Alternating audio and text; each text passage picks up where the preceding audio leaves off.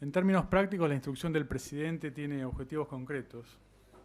Que no suban más el dólar ni la inflación, ya demasiado elevados, porque erosionan los salarios y los ahorros de todos los argentinos, especialmente los de ingresos medios e ingresos bajos, porque son los que tienen menos herramientas para protegerse. Eso sin mencionar la repercusión negativa de la incertidumbre y la inestabilidad sobre la actividad, el empleo y la pobreza que a todos nos angustia. Todas las fuerzas políticas queremos ganar las elecciones, es legítimo, pero eso no es excusa para poner en riesgo la estabilidad de todos los argentinos. Tenemos que coincidir todos en preservar la estabilidad como un objetivo prioritario, no negociable ni subordinado a ningún interés partidario, ni siquiera en campaña electoral. Un experimentado colega del gabinete provincial que tuve el orgullo de integrar hasta hace unos días, una vez me hizo un comentario, una especie de hombre sabio de la política. A un hombre de Estado le pueden faltar algunas virtudes, pero no una, la prudencia. Porque hay 45 millones de personas que pueden verse afectadas por sus palabras y sus actos. Cualquier imprudencia sale cara. No existe, claro, la épica de hombres mesiánicos ni funcionarios omnipotentes. Tampoco la autoindulgente contracara del chivo expiatorio que algunos prefieren para eximirse de sus propias responsabilidades comunitarias. El éxito o el fracaso son siempre colectivos. En un sistema de gobierno republicano nadie puede solo. Ni un presidente, ni un legislador, ni un gobernador, ni un ministro. Es un sistema de funciones interdependientes porque así está sabiamente diseñada por la Constitución de Alberdi para evitar excesos.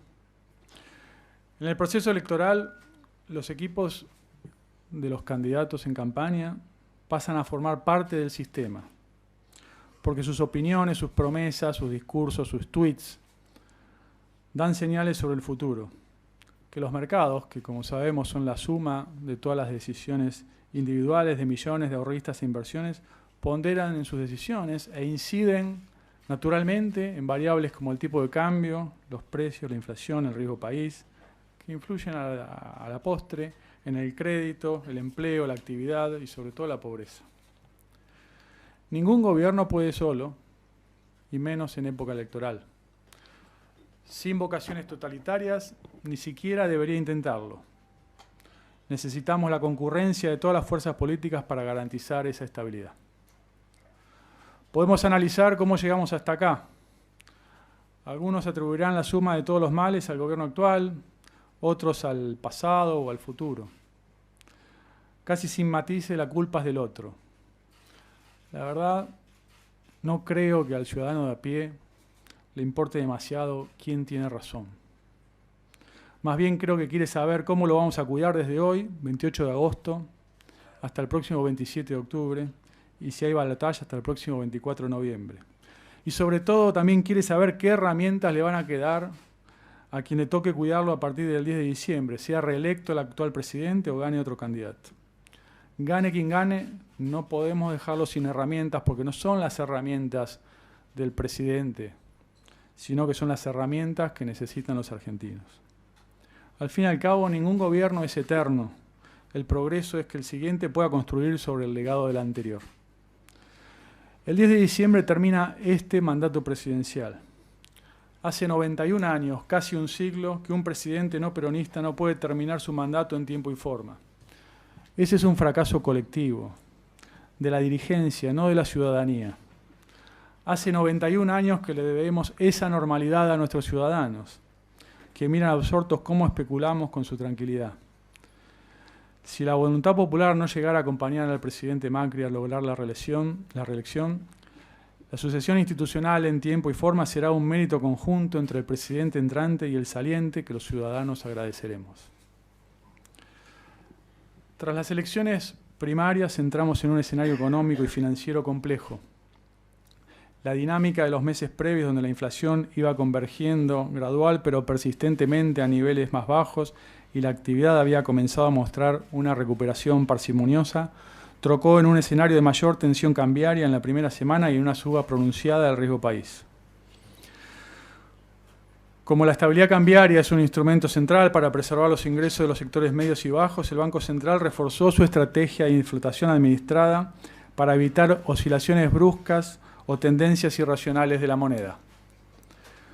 Pero simultáneamente, tras las elecciones primarias, la tasa de renovación de las tenencias privadas de las letras de corto plazo, LECAPS y LETES en pesos y dólares respectivamente, que hasta antes del 11 de agosto venía renovándose a un ritmo promedio del 88% de los vencimientos, cayó abruptamente en las últimas 2 licitaciones a niveles inferiores al 10%, evidenciando la falta de interés de los inversores en refinanciar esas tenencias. Esa dinámica sembró dudas sobre el cumplimiento del programa financiero previsto para el último cuatrimestre de 2019, que estaba fundado razonablemente en una tasa de renovación lógica de los vencimientos del periodo, como ocurre en todos los países normales del mundo, incluida la Argentina hasta antes de las PASO. En ese marco de incertidumbre para cuidar los ingresos y los ahorros, tenemos que poder acordar entre todas las fuerzas políticas una campana protectora sobre el sistema financiero y cambiario, no por el mercado. A río revuelto, nadie gana más que los especuladores, sino por las familias de ingresos medios y bajos, que son los que menos pueden protegerse de la volatilidad y la inflación. A tal fin, propusimos un diálogo constructivo a todas las fuerzas políticas que compiten en la arena electoral de octubre. Nos pusimos de acuerdo en pilares básicos que este gobierno ha predicado durante todo su mandato, aunque quizás insuficientes: la necesidad de equilibrio fiscal, porque nunca había un presidente, un ministro, un gobernador o un legislador que pague el déficit fiscal. Lo pagan inexorablemente los ciudadanos con sus impuestos. O la importancia de que las estadísticas públicas digan la verdad. Y también recibimos algunas propuestas valiosas respecto a cómo transitar el camino electoral.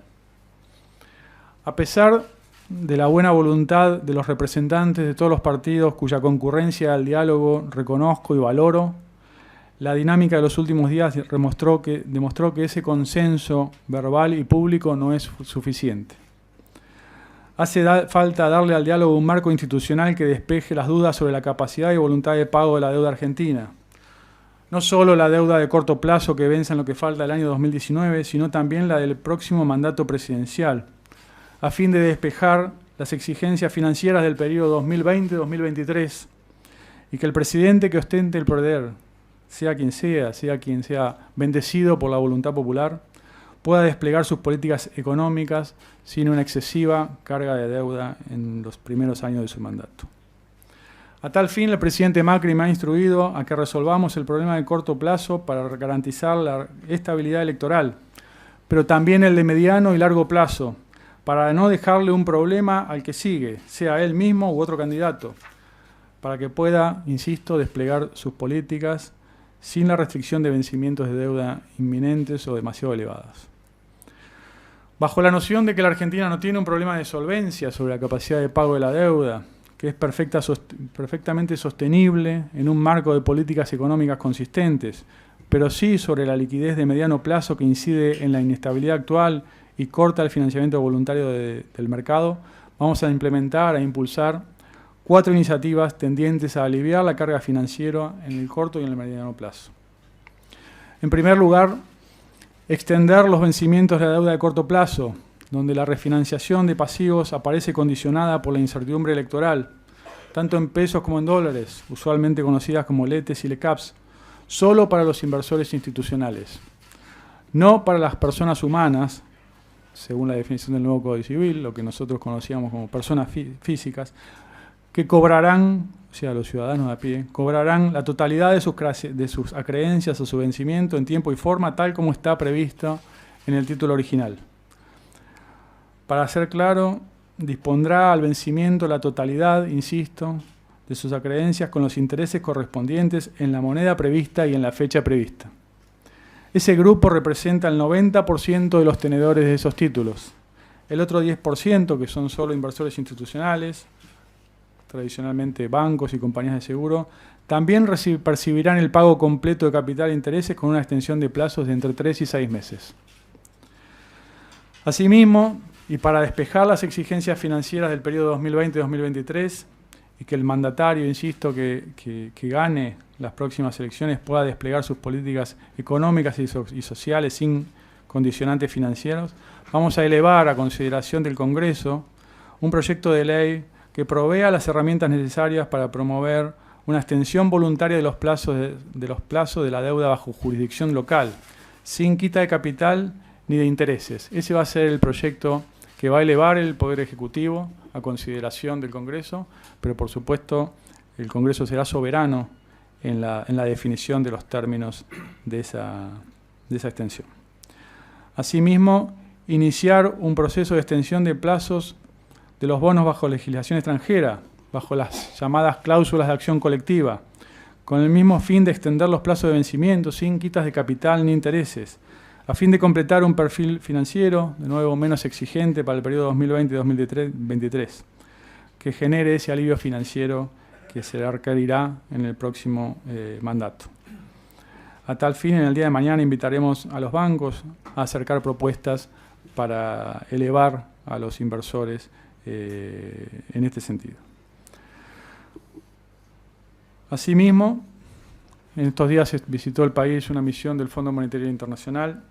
Además de haber cumplido estrictamente con todas las metas fiscales y monetarias por parte del gobierno argentino del acuerdo que está en curso y para dar continuidad al acuerdo vigente, hemos propuesto a ese organismo internacional, y esto fue una de las sugerencias que recibimos de la fuerza de la oposición, que nos pareció prudente, razonable y oportuna, a ese organismo internacional iniciar el diálogo, que inexorablemente deberá concluir en el próximo mandato, para reperfilar los vencimientos de deuda con ese organismo internacional.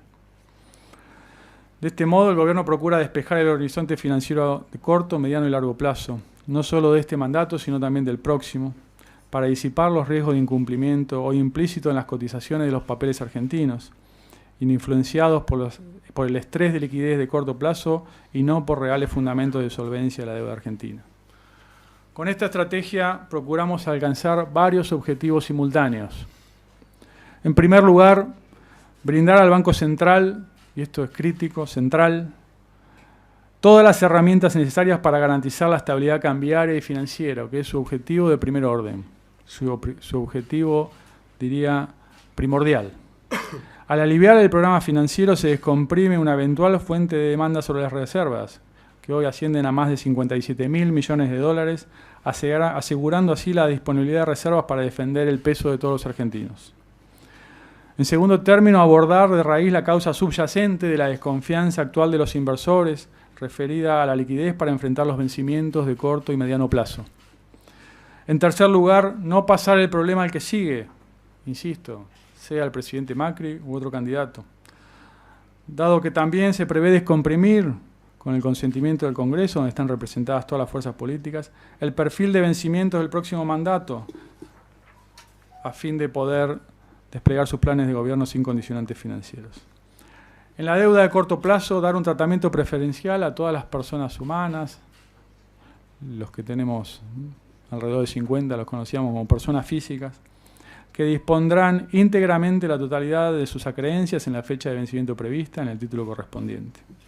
En quinto lugar, dar un marco institucional al consenso que necesita la Argentina en este momento, en su cuerpo natural para los consensos, que es el Congreso Nacional, donde concurren todas las fuerzas políticas para que definan el horizonte financiero argentino del periodo electoral y del próximo lustro. Por supuesto que los funcionarios del Ministerio de Economía estaremos a disposición de las comisiones de Finanzas y de Presupuesto y Hacienda del Congreso, de ambas cámaras, para explicar la naturaleza y los detalles del proyecto y consensuar los horizontes y condiciones que decida la mayoría parlamentaria, así como de la bicameral permanente de seguimiento y control de la deuda externa. Así, para terminar, aún reconociendo que los resultados económicos del actual programa han sido inferiores a los esperados, especialmente en materia de inflación y empleo, pretendemos que el punto de partida del próximo mandato, se ven allí en los gráficos, sea más sólido para recuperar el crecimiento sostenido, a partir de haber recuperado los llamados equilibrios gemelos en el frente fiscal y externo, un tipo de cambio competitivo, y un perfil de vencimientos más despejado para el nuevo horizonte que se inicia el próximo 10 de diciembre.